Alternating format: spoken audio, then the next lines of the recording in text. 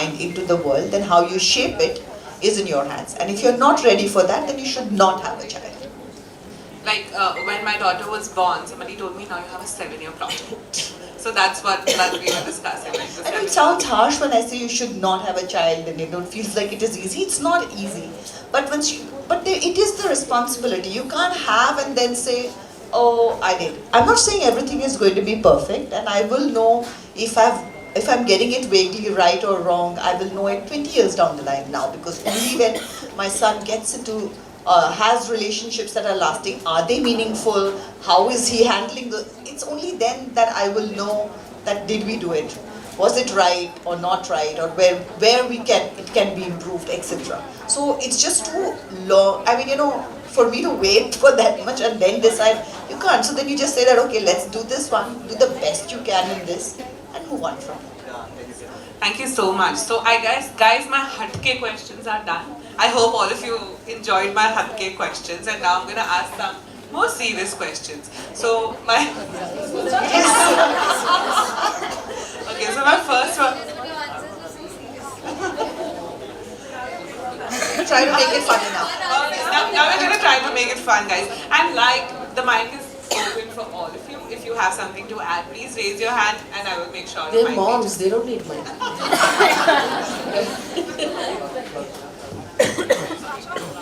Becoming a mom means everyone has an opinion on how you raise your child and your parenting style. It must have been even tougher being a celebrity and being so much in the limelight as an actress. We'd love to know some of the BTS or stories that you would, like how you handled mommyhood and parenting. Social media was not so much out there at that point of time, and it was really that many discussions were not happening. But I think things that are pretty much done now and very much okay and kind of happened. At that point of time, nobody had ever kind of walked around very happily with a pregnant tummy and kind of been living their life as normally as they could have. Celebrities, as you would say.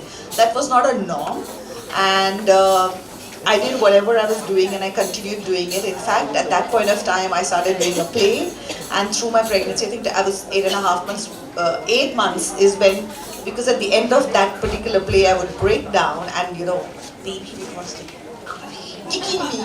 I didn't know it was a he at that point of time, but the baby was kicking me, and it was like, I said, I hope I'm not scarring the child or something with this happening. So I said, I think maybe I should stop. I could do it because it was a role where I was sitting down and there was a table, just in a chair, and there were dialogues happening and stuff like that. So it was not a very difficult. So that was a choice I made. I didn't want to stop because I would go mad then, but I just found a way of doing that. So be it going out, be it, I think I have hosted some Filmfare Awards also when I was in my 6th month of pregnancy, wearing their outfit and doing what we were doing. We went and celebrated the wins of colleagues in the nightclub. Like, hey, this is how we party. I remember some of my colleagues telling me that we're going to remember this. We didn't have like cameras and things being photographs. It was like, we're going to remember this to tell your child when it's a teenager that your mother was dancing on the table, literally, at that point of time. So yeah, those times where it just feels like a different time, and though it's not that long ago, it does feel like a completely different time because you were not so conscious of somebody constantly kind of, capturing everything, and it just takes the fun out of it, I feel. So I think I've done all of those things pretty much so normally and as regular people would do it. Spoke about being the mother quite openly. Eventually wrote a book on that also, realized that I'm not good at it, I'm good at reading only, and so stopped at that over there. But I did write in certain experiences because like when you spoke about it, but I remember when I held the baby and I was like, I didn't fall in, it was this whole myth of you fall in love with your child instantly, and you don't. I mean, you've gone through so much. Mine was a natural delivery and it's just such a messy process. And I'm like, it's a miracle, but does it have to be so gross? And anyway, but after you've gone through all of that, and then I felt something familiar, but I did not fall in love in that instant as soon as you saw the baby. It was a very gradual process for me. It took me a while, and slowly, I cannot pinpoint any particular day or anything like that, but it was a process. It took me time. And I remember my sister-in-law telling me that, don't panic if you don't feel like you are in love with the child. And I thought that was the best advice anybody could have given me. And it was while I was being wheeled into in the thing, she just said that, babe, just listen. I needed that. I'm like, what is she telling me? But when I felt that sentence was like, I said, thank God she told me that. Because I was like, okay, I get it now. So it's amazing. The support and the sisterhood is so, so important, because these are the little things that make all the difference. So yeah. Yes, thank you for passing on that same advice to all of us. Sonali. Faye, we have a question for you. In an ever-changing, potentially more insular and sometimes intolerant, inequitable world, how can we ensure our children grow up feeling safe and secure and not intolerant themselves? Easy question. This is actually like an exam for you, because you're going to get there. So, okay, we want to know how you're going to deal with this, because we've dealt with it. So good or bad, it's done. So obviously, I'm at that stage where I think that I will ace this, right? So I think that empathy makes us better at everything. If we learn to empathize, we learn to put ourselves in the other person's shoes, if we learn to be able to see everybody as equal. And we'll never know if you've got it right or not. But that's a battle I kind of gave up a while ago, because you keep feeling that, have I done it, have I done it, have I done it? And then it comes to a point where I said that, but did I give it my best? Yes, I gave it all. Like, there's nothing that that is left. I've given it my all. And then you let it go after that. And that is all we can do, and not just about parenting, about most things in life. But we need to give our best. Now, in that I would say, because 17 years, no? Little bit I can. So in that I would say that they are watching you, and they are copying you, and they are, picking, they're like sponges. They are just soaking in everything that you're doing. So if you want your child to be tolerant and have empathy, then you need to be that. No pressure. That's what you need to do every day, and live your life like that. There is no shortcut to it. That is when the child will become that. It's not when you just teach, but you will have to be that person.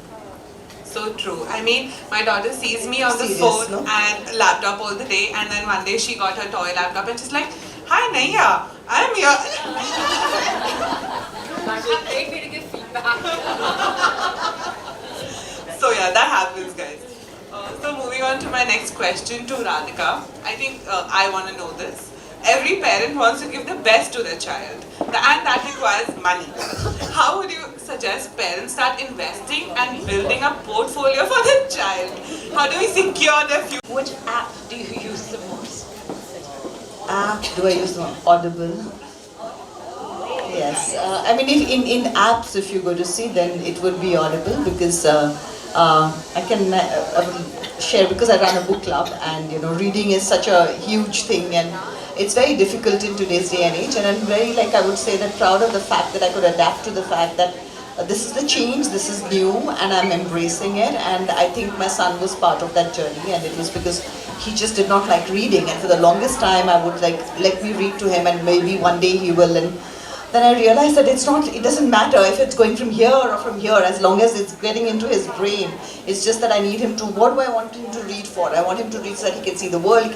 There are various thoughts and ideas that, get soaked in, and etc., etc. So, and I realized that he would listen to me when I read to him, very, very, and there was nothing, he would be doing whatever he is doing, and it would all be retained. And it doesn't have to be a learning disorder, because everything doesn't go into that zone, but most of the kids are listening while they are doing something else, and they are really aware, and they know exactly, and they retain it. So I figured, then why not? He might as well, if it's not my voice, it can be the Audible. And then if it is okay for him, why not for me? So I managed to read different kinds of books, because there's certain kinds of books that are on Audible, certain that I read. So yeah, and we're all going through attention deficit. It's a huge problem for everybody now, because everything is a clickbait and you're getting everything so quickly, you're in a hurry. Okay, so move on. So then I can do these couple of things. So I would say Audible. That was a surprising answer for me. I thought social media of some sort. Sorry? That was a surprising answer for me. I know a lot of people think I'm not the purist anymore and I've given up on books and they really feel very like I've sold out. I do get that also. But I feel you need to move with times and you have to embrace what is, you can't be rigid and say, if you're not reading, kuch nahi hone wala hai tumhara. I don't want to be that mother. There are different things that can be done and every child has their own way of doing things, So my way or the highway is not the way to do it. No, but we can get it. Now you're motivating me to do that. Okay. What's something weird that you recommend everyone tries at least once? Something Something weird. Naturally also. Okay, this is embarrassing. My baby is into sucking his hands. I guess that's a 6-month-old thing. So I started eating his feet. And he laughs and it's just really cute to watch him laugh because he's like eating his hands, I'm eating his feet. It's really quite cute. That's so cute. Thank you. The things you do when you have a 6-month-old, yeah. He has really small, cute feet.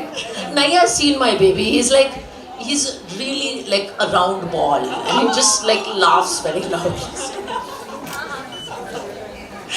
Okay, Mom Stars, we, the Baby Chakra and Moms Ko community are immensely thankful to all of you for attending this sharing circle and sharing some impact. We love the community that we are building with all of you right here. You, all of you, are part of a unique movement that we are creating across the country. I would, thank you guys. So the group, present the check. Yes.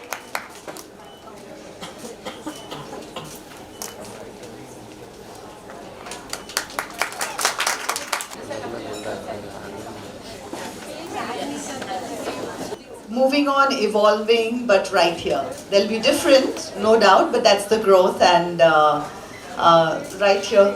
But thank you for asking this question. That just shows that you care and that means a lot. Thank you. We would love to see your autobiography or a documentary on you. Definitely no. Sorry, but how boring. I wouldn't want to see it, so yeah. See, I'm a 90s actor and we believe in entertainment. So unless it's entertaining, it's no fun and I don't think my life is that entertaining.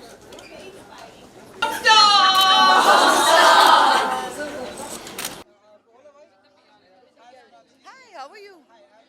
Yeah, hi. Sorry, I couldn't see. Yeah, hi everybody. Ji. Actually panel इतना अच्छा था यहाँ पे that मज़ा आया उनसे बात करके और कहीं पे आज मेरा बेटा 17 साल का हो गया है तो कहीं पे लग रहा था कि am I out of touch a bit लेकिन पेरेंटिंग होता है कभी ख़त्म नहीं होता है एंड इट्स ब्यूटीफुल और मोर देन एनीथिंग एल्स बहुत मज़ा आया इतनी सारी औरतों से मिलके इतनी सारी मॉम्स से मिलके जिनके कि हम कुछ भी हो कहीं से भी हो लेकिन कहीं पे स्ट्रगल सेम ही है इवेंचुअली आपने अभी चिल्ड्रन फॉर क्राई के लिए डोनेशन दिया जी उन्होंने दिया था हाँ जी हाँ जी इस पे आप क्या बोलना चाहोगे आई मीन जो organisers Baby Chakra and all इन्होंने दिया है और जो भी जहाँ पे भी आप कर सको सबका अपना अपना वे होता है करने का as much as you can one must give back ma'am babies हमेशा मॉम्स के लिए बहुत ही स्पेशल होते हैं क्यों डैड्स के लिए भी होते हैं तो आप मॉम्स को क्या बोलोगे कुछ टेक केयर आप या कुछ कोई संदेश आपका well I think I would say कि ये डिस्कशन अगर आप देख पाएँ तो ज़रूर देखना, क्योंकि यहाँ पे बहुत अच्छे पॉइंट्स डिस्कस हुए थे और स्पेशली ना सिर्फ मॉम्स के लिए, इनफैक्ट इवन जो मैंने किताब लिखी थी उसमें भी there was a chapter on dads. और मुझे लगता है कि आप लोग भी सब जो यहाँ पे हो आज की जनरेशन में चेंज हो चुका है, जहाँ पे मुझे लगता है कि फादर्स उतने ही ज़्यादा इन्वॉल्व होना चाहते हैं जितने कि मदर्स हैं, वो चाहते हैं इस बात को। और कहीं पे उनको ये लगता है, सोसाइटी बोलती है कि ये आदमी का काम नहीं है, औरत का काम है। आई थिंक ये सब एटलीस्ट शहरों में थोड़ा कम होने लगा है, और अगर नहीं हुआ होगा तो होना चाहिए, बिकॉज़ जितने फादर्स से मैं मिलती हूँ मुझे लगता है कि वो चाहते हैं कि वो भी उतना ही करें, उतने ही इन्वॉल्व हो। और जिस बच्चे के लाइफ में पेरेंटिंग दोनों तरफ से होता है, यानी कि माँ और बाप दोनों इक्वली करते हैं, हमेशा वो बच्चा सिक्योर होता है और grows up to be a great well rounded individual. Thank you.